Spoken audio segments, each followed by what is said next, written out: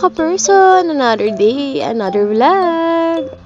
Medyo nangungongo ako ngayon sa pagsalita kasi nga sobrang lamig ngayon guys. Nilalamig na naman ako. Nakaraan uminit na ito. Ito na naman. Bumalik na naman yung lamig. Ito nga guys, dapat talaga i-review ko lang to para lang dun sa Shopee account na pinagbilihan ko. Pero ayan nga, mini-vlog ko na nga siya.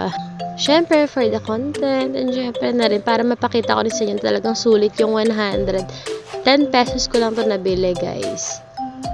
At yun nga, gamit na gamit ko siya. Tuwan-tuwa talaga ako natanggap ko to, guys. Kasi nga, perfect na perfect siya sa pagbabloging. Ayan, ginamit ko na. May lights siya, tapos meron din siya yung alam mo yun kapag nasa malayo ka, hindi mo maklik pag magpipicture kayo. Meron siyang gano'n yung mini remote. Ewan ko ba, tuwan-tuwa ako na i-inosente talaga ako sa mga ganitong bagay.